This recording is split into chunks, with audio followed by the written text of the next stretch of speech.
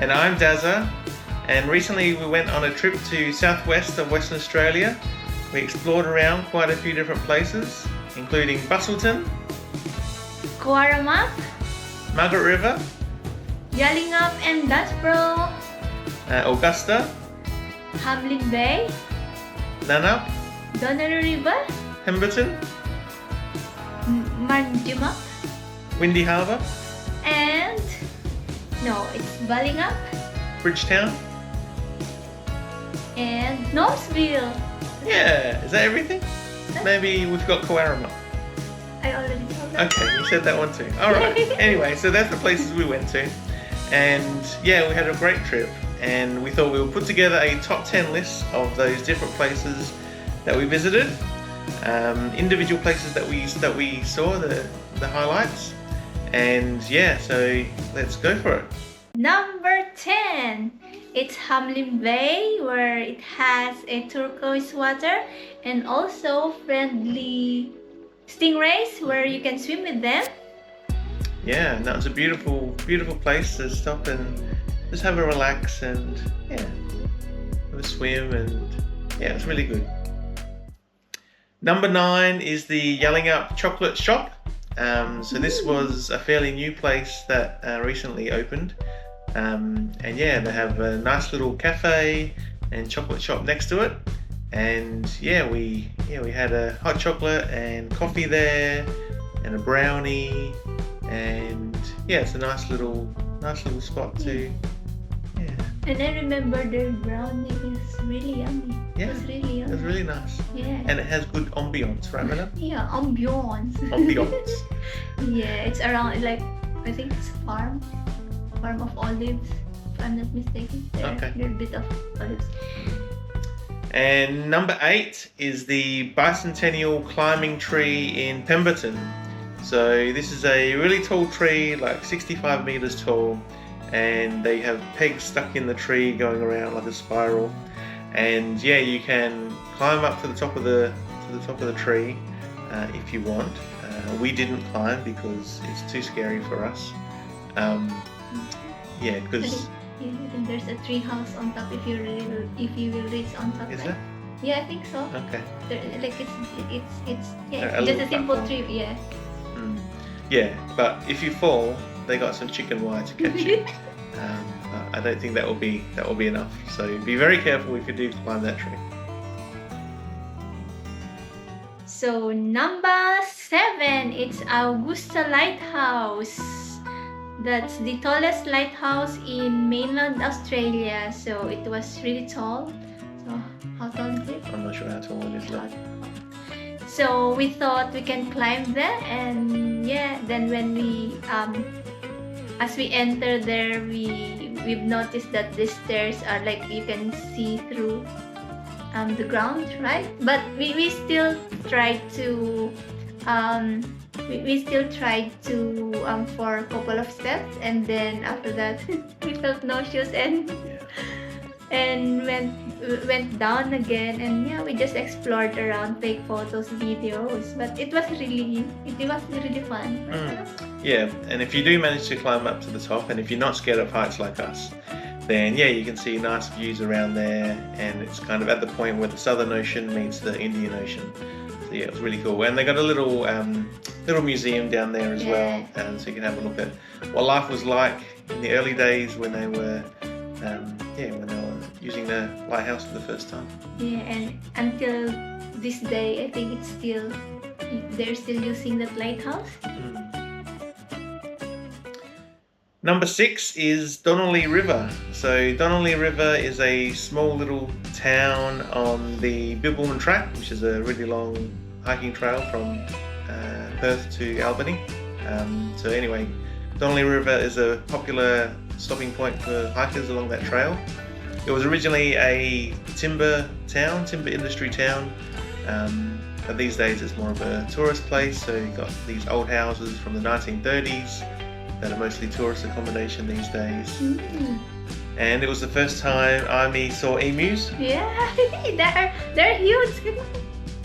Yeah, they're huge, but they're friendly, right? Yeah, they're friendly. They won't peck on you and run after you. And what else? And some roos. Yeah, we saw some roos. And also, yeah, it's a must visit as well since it's you can feel the 1930s vibe. And what else is in there? But make sure you need to plan ahead because there's no network coverage right now. Yeah, that's right. And number 5, Margaret River Chocolate Factory. And you know me, I love chocolates, right, Bella? Yes, my love. And they have a free taste of chocolate, different like dark chocolate, milk chocolate, and I forgot what's the other one. But you don't like, you will only need to. I mean, that's only for a taste test, free test, right, Bella? Yeah. And what's interesting in there also was we went there when it's nearly Easter, so we're able to see different shapes of chocolates. There are some Easter bunnies, Easter eggs, and but still there are some roos. I can't remember. Chocolate roos? I'm not sure. They had chocolate bilbies, I know that. And roos, I think. Okay, I don't remember. Or I mean, shaped like an Australian map, if I'm not mistaken. And also, there's a window where you can watch and see them making chockies. And of course, if you're gonna visit Margaret River Chocolate Factory, don't forget to try their hot chocolate And coffee. coffee, right? Yeah. Right? And what else? Well, the other thing that we saw when we were there, because it was near Easter time, was they had these big gift baskets full of chocolate and wine. And guess how much is it? The most expensive one. It's $1,000 chocolate. Yeah, I couldn't believe it when I saw the price. It's crazy that somebody would even contemplate spending $1,000 on an Easter basket. But anyway, I'm sure it was tasty. Yeah. And also, of all the hot chocolates that I tried so far here in Australia, my favorite is always in Margaret River Chocolate Factory. And number 4, it's the Bicentennial Jetty, and it's a must visit as well since it's the famous jetty in Western Australia, right, Madam? And it was built when. What was the reason why it was built? Well, it was built to carry goods in and out of Busselton because the area around Busselton is very shallow. The water's very shallow, so they need to go out into the deeper waters for the ships. Yeah, and I mean, there's a train that you can ride and up to the end of the jetty. And what's interesting is they made it looks like an aquarium since like you can go down deep and you can see the part of the sea, and you can also walk as well if you have endurance to walk for 1.3 kilometers. 1.8 kilometers? 1.8 Something kilometers. like that. Yeah, it's really beautiful. Yeah. So number 3 is the Yallingup coastline. So yeah, we stopped at a few places along here. We stopped at the, I think it's Cape Naturaliste Lighthouse at the northern end of the Cape to Cape, and we did a bit of hiking along the Cape to Cape track. And we stopped at Smith's Beach along the way. It's just got it's a beautiful beach, and yeah, have a little look out there. And then we went to Canal Rocks. Yeah. Which is a kind of, it's beautiful. Yeah, it's kind of big rocks kind of with the waves crashing against there, and they got a little footbridge that you can go out and you get a better view of the rocks. So yeah, that was a really nice spot. Yeah, it's really like it's interesting. You can see the waves splashing on the rock, right, Milo? Yeah. Number 2 was Yallingup Maze and mini golf. So we played mini golf first, and yeah, it was kind of I think the nicest mini golf course that I'd ever played on, and it was really new, I think.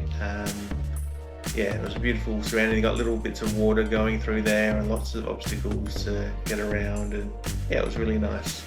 And then after that, we went to the Yallingup Maze, which is just next door in the same compound. And the maze was really hard.